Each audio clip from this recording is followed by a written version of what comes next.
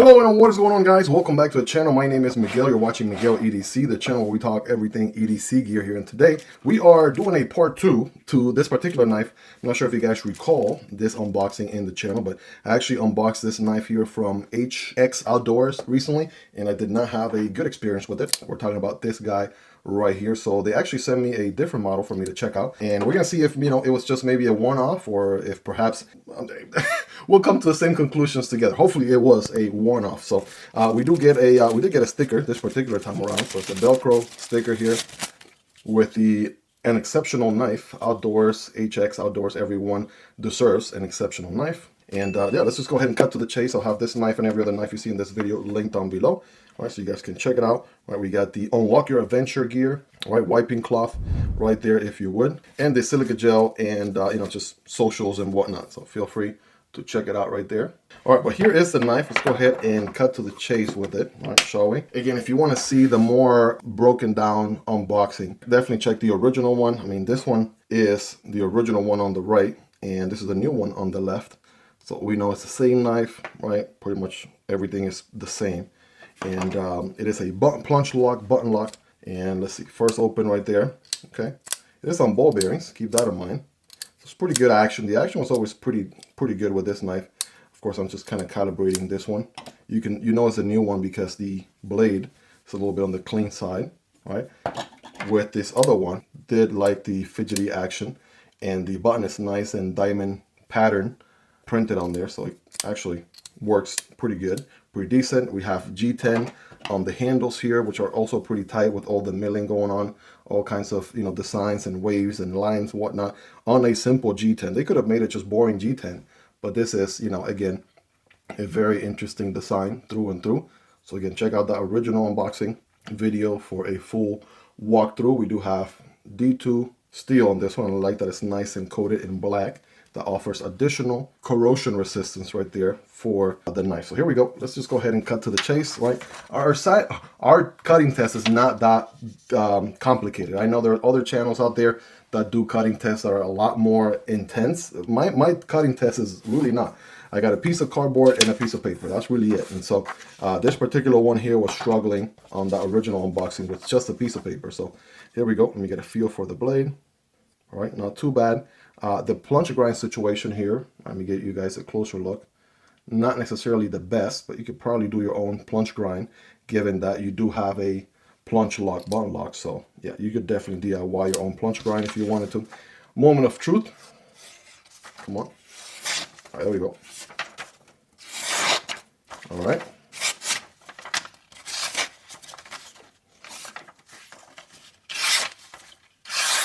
I mean, is it going to be the sliciest cutting ever? Not necessarily, right? I've been cutting with just a few other knives here recently. For example, I just unboxed this Flissa FL2450, and I mean, look at the difference, right? Like, look at that. No struggle whatsoever. For this one, I feel like the key is finding the right angle. Like, if I don't find the specific way for the edge to bite, then it doesn't necessarily bite right away. So that might be the thing. That might be the thing, right? It's just not necessarily the most bitey edge. But here's the other thing. I mean, if you are savvy, and I think I maybe said this on the original unboxing video, right? If you're savvy enough, you can probably put a good edge on it yourself. So that's something to keep in mind too. I mean, after all, even if it came really sharp out of the box, regardless, you would have ended at some point dulling the edge and having to put one on there yourself. So that's something to keep in mind anyway. With the piece of cardboard right here, dual wall cardboard. Remember, when cutting cardboard, don't cut perpendicular but at an angle. And so here we go. Okay, I'm not going crazy here. Okay. All right. I'm not. Okay. Switching back. Again, am I going?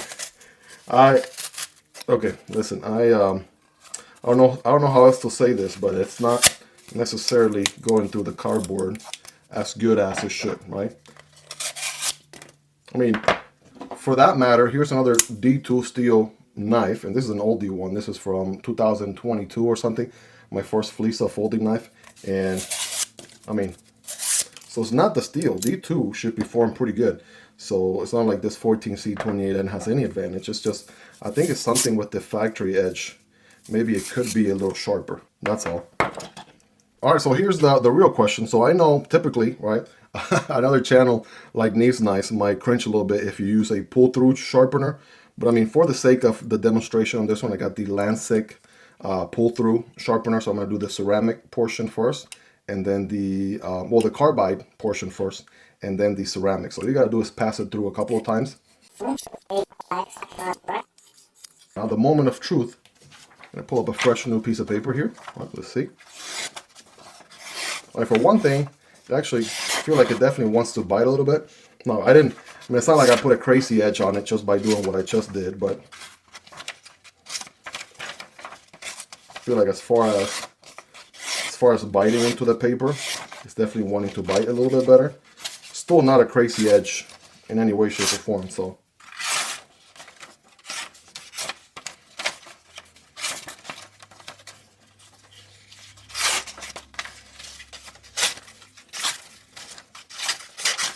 there we go. I think we're still around the same conclusion there, right? So it's still not necessarily the sharpest it could be, right? Even with just some quick touching up or what have you. And then back to the cardboard. Yeah, I want to say it's still cutting through it, but not necessarily the best possible way. Another knife going through it with, you know, barely any issues. This guy, for some reason, just struggles.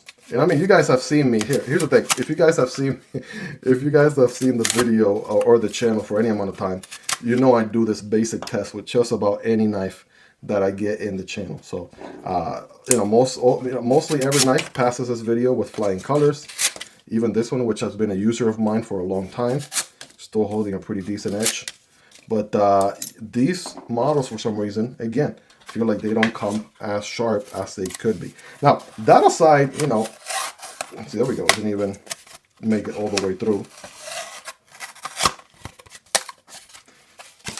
And by the way, don't just check my video, right? Check some other channels as well.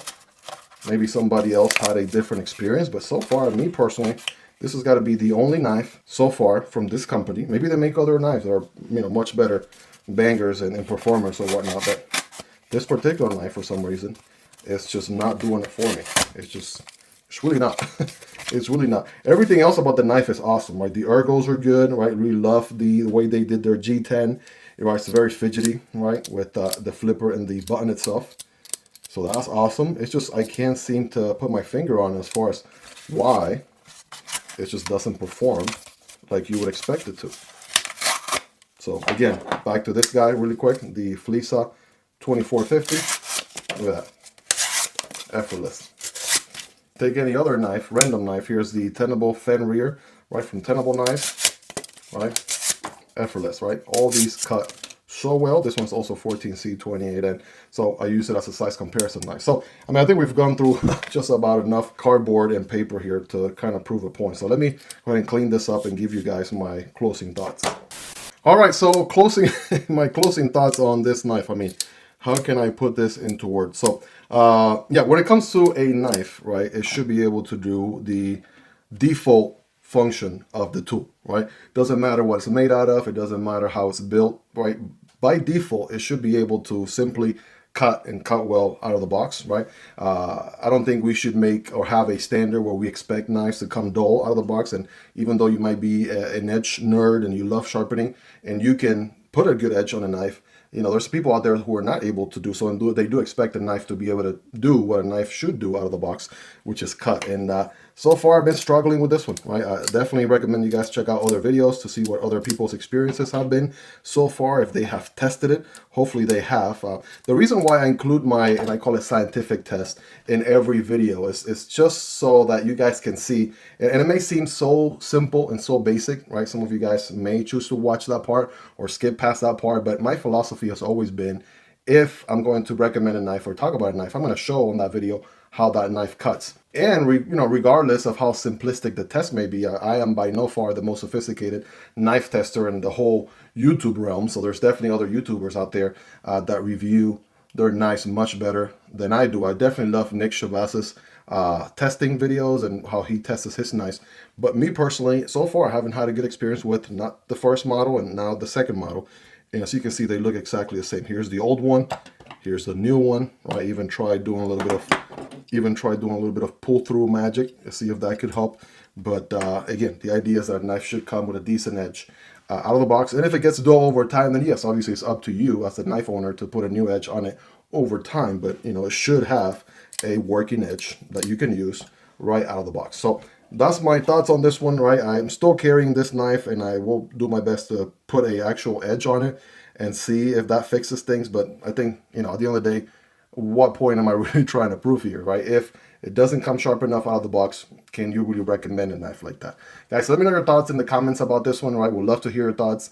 What do you guys think? Is that a deal breaker for you? Is that something that is acceptable?